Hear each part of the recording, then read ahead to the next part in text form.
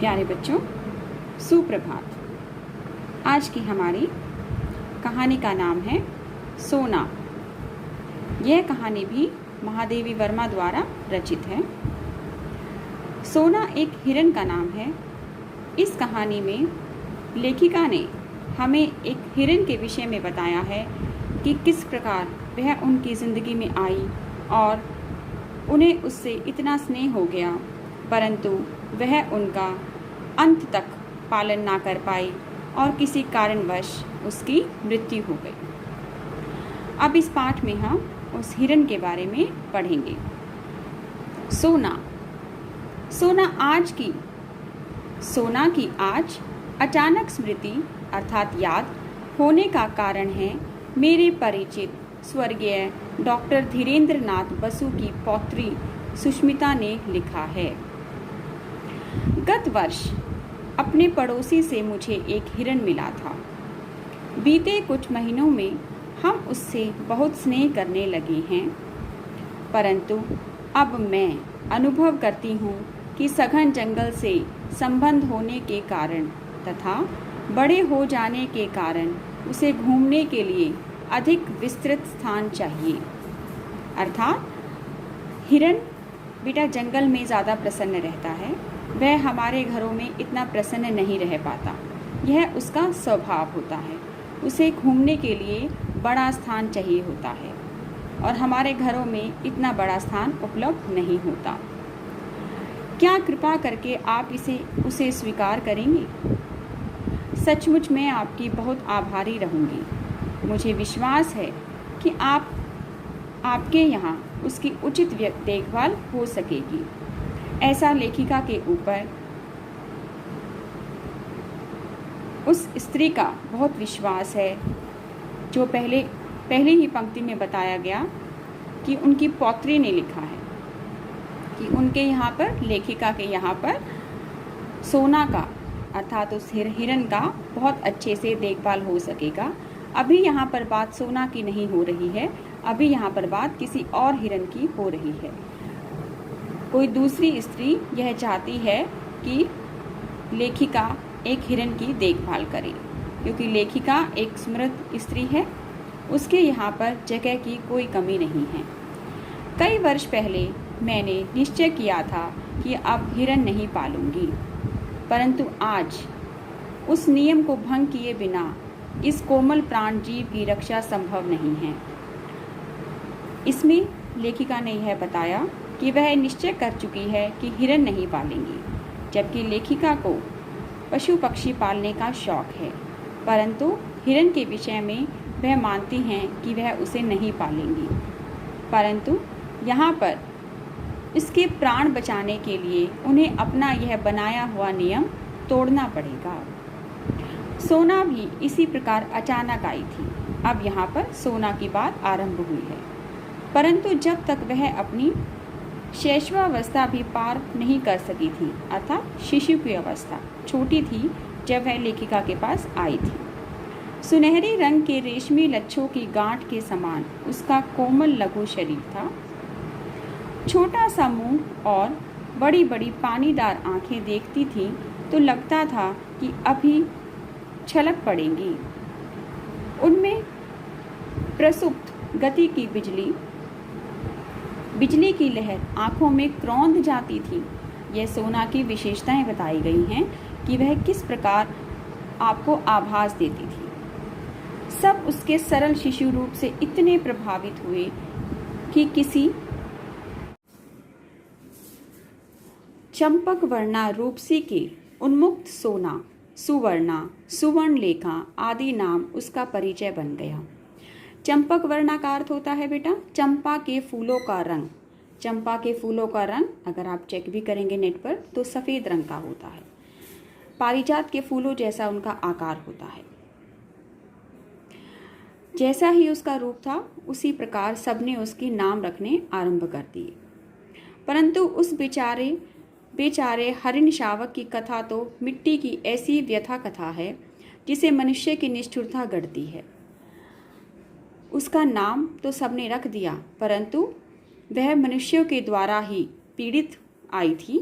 मनुष्य की निष्ठुरता अर्थात निर्दयता के कारण ही वह हमारे समाज में आ गई थी। वह न किसी दुर्लभ खान के अमूल्य हीरे की कथा है, न अथाह समुद्र के मोती की। अर्थात लेखिका इसमें बताती है, यह जो कथा मैं आपको बता रही हूँ वह किसी हीरे की कथा नहीं है, किसी समुद्र के मोती की कथा नहीं है, परंतु एक मिट्टी की कथा के समान है। प्यारे बच्चों, ऐसा माना जाता है और ऐसा ही है कि हमारा शरीर मिट्टी से बना है, चाहे वह मनुष्य का शरीर हो, चाहे किसी प्राणी का शरीर हो। इसलिए सोना के बारे में ऐसा बताया कि यह एक मिट्टी की कहानी है। जिन्होंने हरितिमा में लहराते हुए मैदान में छलांग भरते हुए हिरण के झुंड को देखा होगा, वही उस अद्भुत गतिशील सौंदर्य की कल्पना कर सकते हैं। परंतु जीवन के इस चल सौंदर्य के प्रति शिकारी का आकर्षण नहीं रहता। शिकारी बेटा बहुत निष्ठुर होते हैं, उन्हें इस बात से कोई फर्क नहीं पड़ता कि वह प्राणी कितना सुंदर है और हमें किसी निर्दोष की प्राण नहीं लेने चाहिए। मैं प्राय सोचती हूँ कि मनुष्य जीवन की ऐसी सुंदर ऊर्जा को निष्क्रिय और जड़ बनाने के कार्य को मनोरंजक कैसे कहता है। मनुष्य मृत्यु को असुंदर ही नहीं अपवित्र भी मानता है। उसके प्रियतम आत्मीय जन का शव भी उसके निकट अपवित्र, अस्पर्शीय तथा भयजनक हो उठता है। जब मृत्यु इतनी अपवित्र और असुंदर है, तब उसे बांटते घूमना क्यों अपवित्र और असुंदर कार्य नहीं है, यह मैं समझ नहीं पाती। प्यारे बच्चों, आपने भी ऐसा आभास किया होगा जब हमारे घर के आसपास किसी की भी मृत्यु हो जाती है, तो जब तक हवन कार्य नहीं होता वहाँ पर सूतक माना जाता है। मैंने आपको स्निग्धा पुस्तक में ऐसा बताया था कि सूतक होता है जहाँ पर हवन के बिना कोई भी शुभ कार्य नहीं होता। तब लेखिका कहती है कि क्यों हम किसी की मृत्यु का कारण बने और किसी के मृत्यु पर हम इतना अपने आप को मनोरंजक महसूस करवाते हैं कि हमने बहुत ज़्यादा मनोरंजन किया है। आकाश में रंग बिरंगे फूलों की घटाओं के समान उड़ते पक्षी कितने सुंदर जान पड़ते हैं। मनुष्य बंदूक से निशाना साधकर उड़ते गाते पक्षियों को ढेले के समान गिरा देता है। शत विशत रक्त स्नात अर्थात बुरी तरह घायल होकर जब खून बहता है, उन मृत लघु जीवों में न संगीत रहता है और न सौंदर्य, परंतु मारने वाला अपनी सफलता पर नाच उठता है। पशु जगत में भी मनुष्य ऐसी ही ध्वंस लीला करता है अर्थात विनाश लीला करता है। वह अपनी बंदूक से निशाना साधता है और निर्दोष पशुओं की हत्या कर देता है। हिरण जैसा सुंदर और निरीह अर्थात निरीह का अर्थ होता है जिसमें कोई इच्छा नहीं है, वह निस्वार्थ होता है। हिरण जैसा सुंदर और निरीह पशु दूसरा नहीं है। इसकी आंखें तो करुणा की मूर्ति ही हैं। इसके गति में सजीव सौंदर्य से अधिक मनुष्य को इसका आखेट रुचिकर लगता है, अर्थात इसकी सुंदरता से अधिक प्रिय तो इसका शिकार करना लगता है। आखेट का अर्थ बेटा शिकार होता है। बेचारी सोना भी मनुष्य की इसी निष्ठुर मनोरंजन प्रियता के कारण अपने अरण्य अर्थात जंगल, परिवेश और स्व जाति से दूर मानव समाज में आ पड़ी थी। लेखिका ने बताया कि सोना मनुष्यों की निष्ठुरता के कारण ही हमारे समाज में आ गई थी। वन में आराम करता हुआ मृग समूह शिकारियों की आहट से चौंक कर भागा। तब सोना की माँ अपने नवजात शिशु के कारण भागने में असमर्थ रही। नवजात शिशु भाग नहीं सकता था, अतः मृगी माँ ने अपनी संतान को अपने शरीर की ओट में सुरक्षित रखने के प्रयास में प्राण दे दिए। शिकारी हिरनी के साथ उसके शिशु को भी उठा लाए। उनके परिवार की एक महिला ने उसे पानी मिला दूध पिलाकर 2-4 दिन जीवित रखा। उनके घर की एक बालिका उस अनाथ शावक होता है बेटा छोटा बच्चा को मुमूर्ष होता है जिसमें जीने की इच्छा ही ना हो, जो मरने की इच्छा करता हो। मुर्मुष अवस्था में मेरे पास ले आई। शावक अवांछित तो था ही, अर्थात उसे कोई नहीं चाहता था। बचने की आशा भी धूमिल हो चुकी थी। धूमिल का अर्थ होता है धुंधली पड़ चुकी थी। स्निग्ध अर्थात कोमल सुनहले रंग के कारण सब उसे सोना कहने लगे। दूध पिलाने की शीशी, ग्लूकोज, बकरी का दूध आदि सब कुछ एकत्र करके उसके पालने का कठिन अनुष्ठान आरंभ हुआ। अनुष्ठान होता है विधिवत कोई कार्य करना। इसे हम धार्मिक कार्यों के लिए भी प्रयोग करते हैं इस शब्द को। उसका मुख इतना छोटा था कि उसे कठिनाई से दूध पिला पाते। धीरे धीरे उसने रात में मेरे पलंग के पास से सट कर बैठना सीख लिया था। अंधेरा होते ही वह पलंग के पास आ बैठती और सवेरा होने पर ही वह निकलती।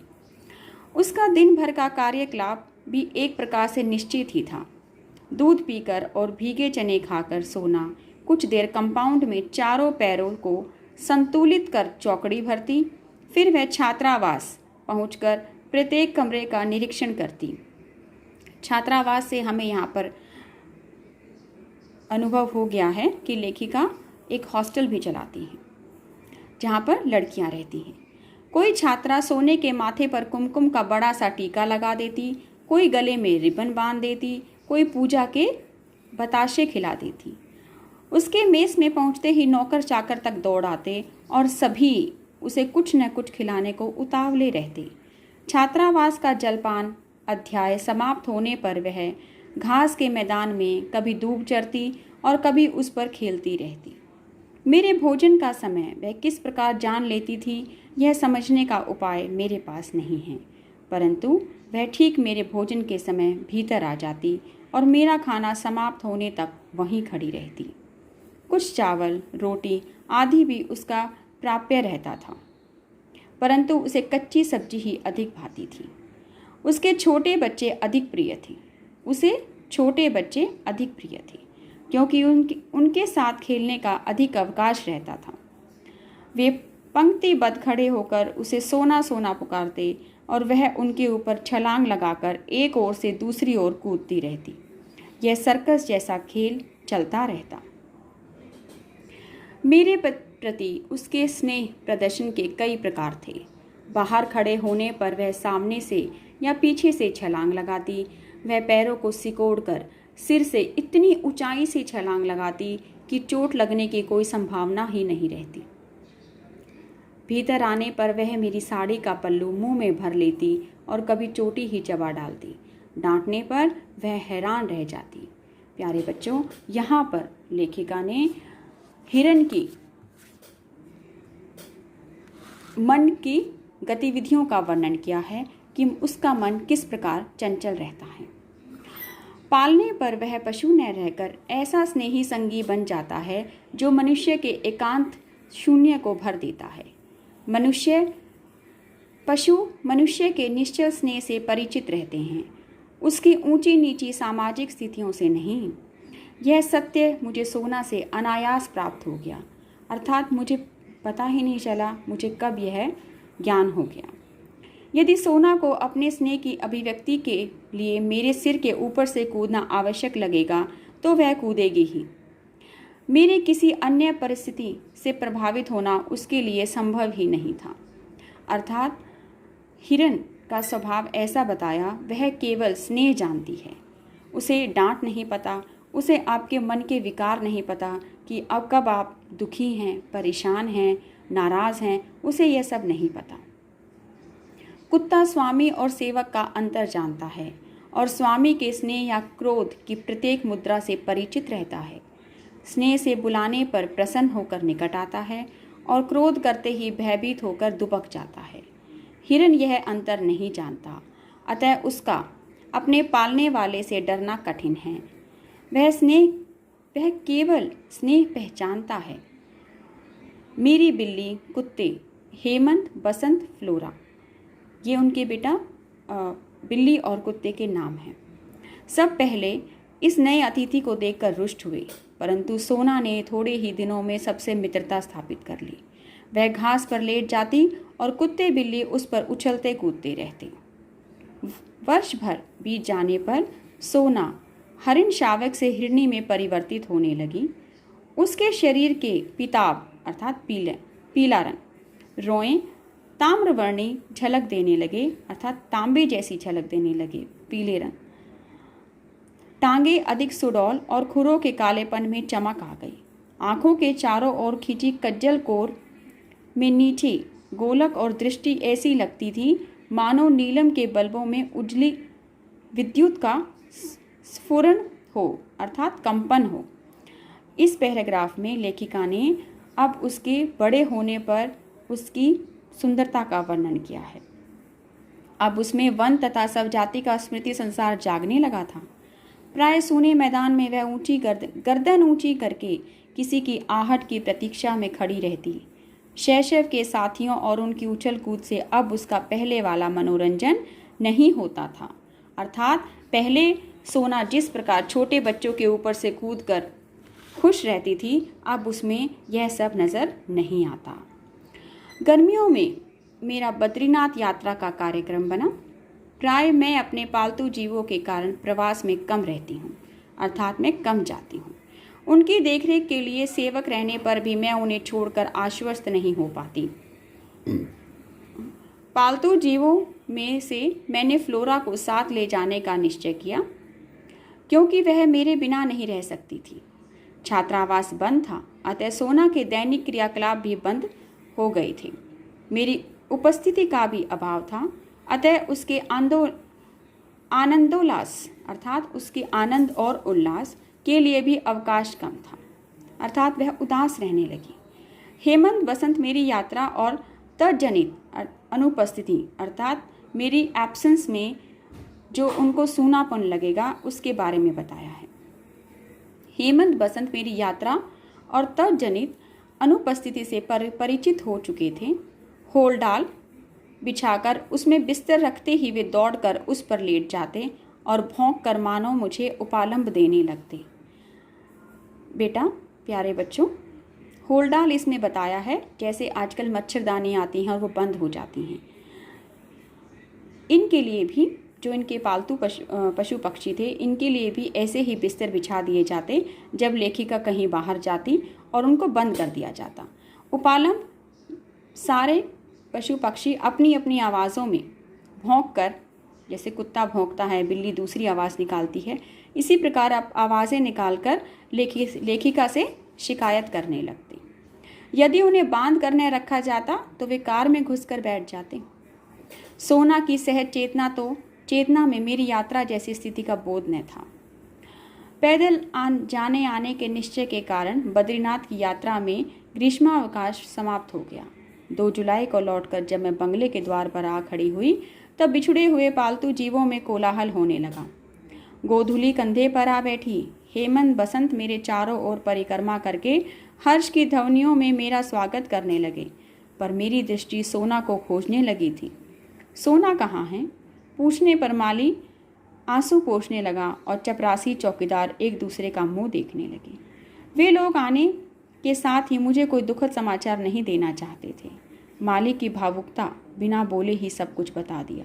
माली की भावुकता ने बिना बोले ही सब कुछ बता दिया। छात्रावास के सन्नाटे और फ्लोरा के तथा मेरे अभाव के कारण सोना इतनी अस्थिर हो उठी कि वह कंपाउंड से बाहर निकल जाती। सोना को यह पता ही नहीं था कि वह बाहर गई हुई हैं। वह उनके घर से ही बाहर निकल जाती थी। इतनी बड़ी हिरनी को पालने वाले तो कम थे, परंतु उसमें स्वाद पाने के इच्छुक व्यक्तियों का बाहुल्य था। अर्थात इससे माली को डर था कि कहीं कोई उसका शिकार न कर ले। आशंका से माली ने उसे मैदान में एक लंबी रस्सी से बांधना आरंभ कर दिया। एक दिन वह बंधन की सीमा भूलकर बहुत ऊंचाई तक उछली और रस्सी के कारण मुंह के बल धरती पर आ गिरी। वह उसकी अंतिम सांस और अंतिम उछाल थी। मजबूरीवश सब उस मृत सुनहली रेशम की गठरी को गंगा में प्रवाहित कराए। बेटा, हिरन को यह आभास ही नहीं होता कि रस्सी बंधी हुई है और वह ऊपर तक उछलेगी तो उसकी गर्दन टूट सकती है। सोना के साथ भी ऐसा ही हुआ। यह सुनकर मैंने निश्चय किया कि हिरन नहीं पालूंगी। संयोग से फिर हिरन पालना पड़ रहा है। प्यारे बच्चों, यहाँ पर हमने अपना पाठ पूर्ण किया। यहाँ पर इसके शब्दार्थ दिए हुए हैं, आप इन्हें एक बार ज़रूर दोहराएंगे और कंठस्थ करेंगे अर्थात याद करेंगे। अब आप सबसे अनुरोध है कि पाठ को आप स्वयं पढ़ें, उच्चारण पर ध्यान दें, कठिन शब्दों को रेखांकित करें। अगर कोई भी दुविधा होती है तो कृपया पूछें। धन्यवाद।